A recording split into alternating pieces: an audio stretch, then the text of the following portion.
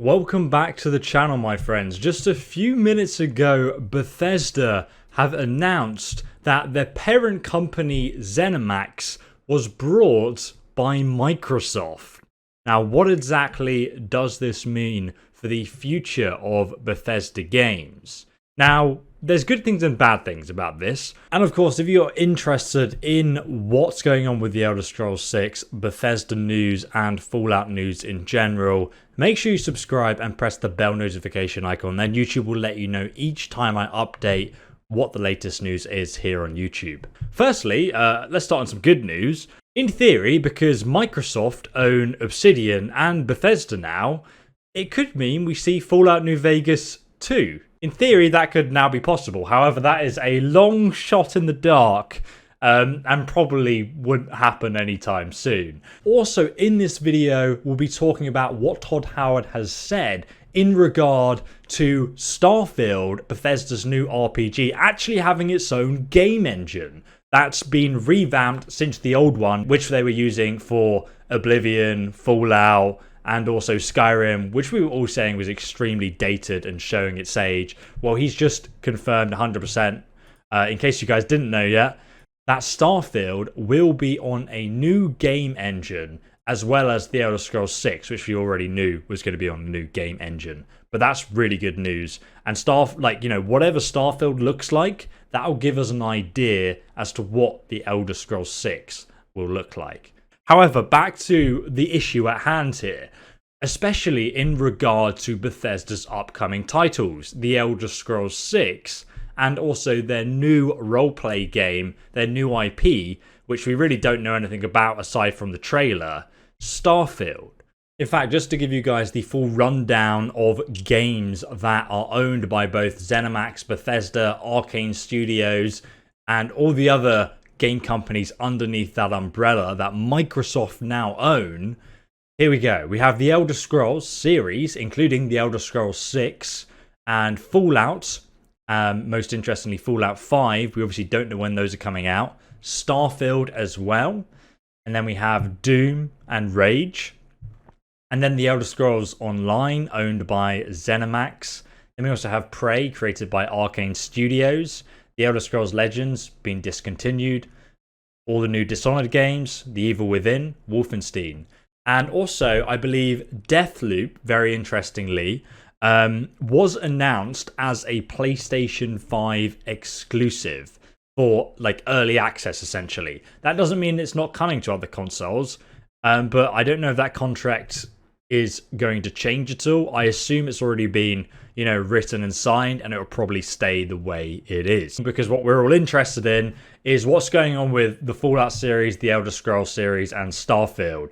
Are they going to become Xbox exclusive games in the future? Will we see a early access Xbox period exactly like we saw with Fallout 76 that can number between a few weeks to a month? Who knows? So far, there's been absolutely no comments from Bethesda or ZeniMax to indicate that this will not happen. And considering ZeniMax and Bethesda, the whole company, was brought by Microsoft for $7.5 billion, that's a ridiculous investment. That's I don't even know what that much money looks like.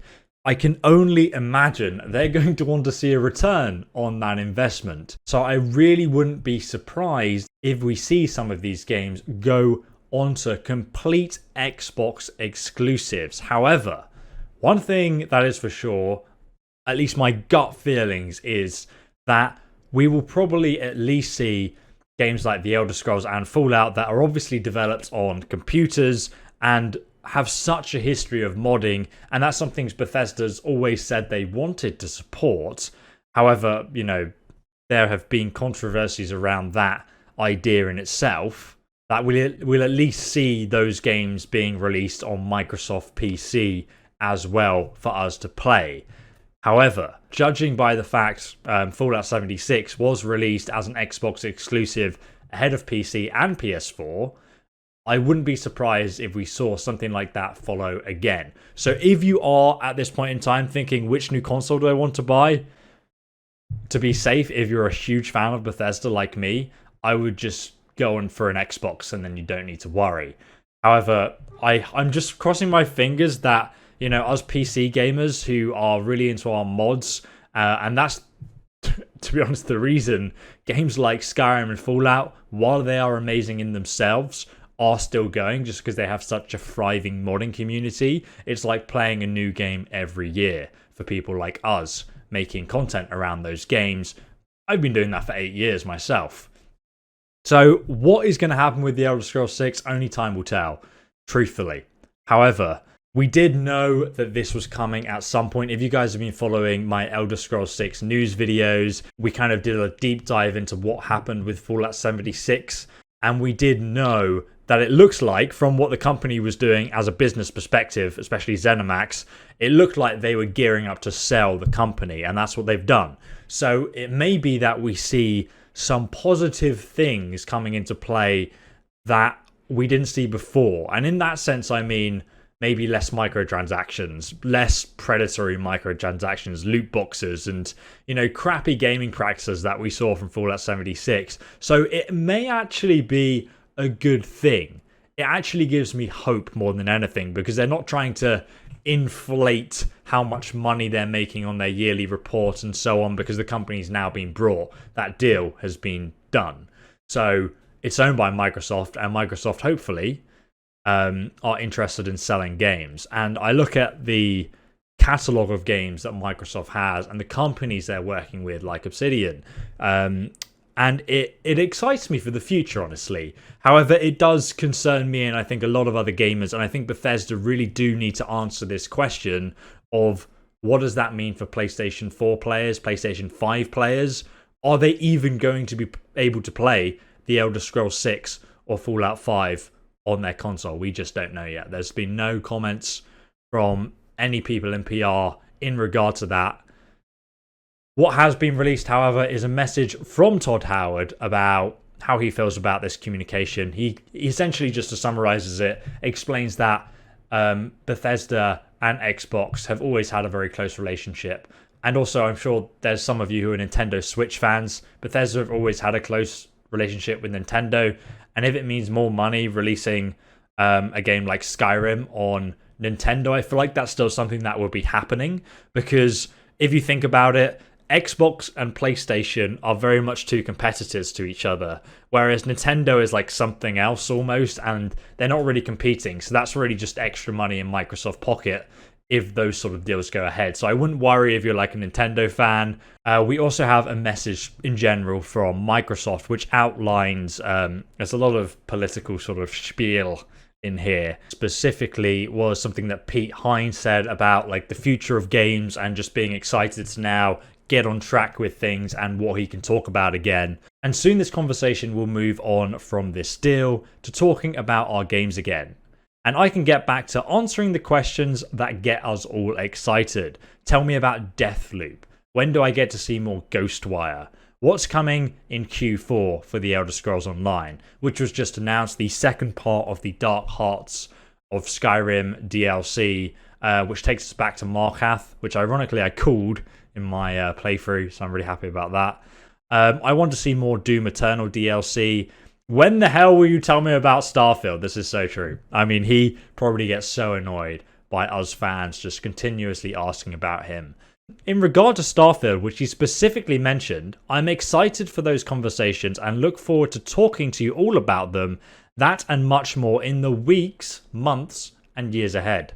Now, I'm kind of interested because you put weeks and months here. It just seems very specific. Maybe I'm reading too far into that, but maybe we will hear something about Starfield sooner or later. Now, I know from being friends with a lot of game developers, including, I'm not going to name names actually, because a lot of companies of games that we're excited about to come out, I know from the situation that the world's in right now, they almost are like a year behind on just having to go from working in the office to working at home.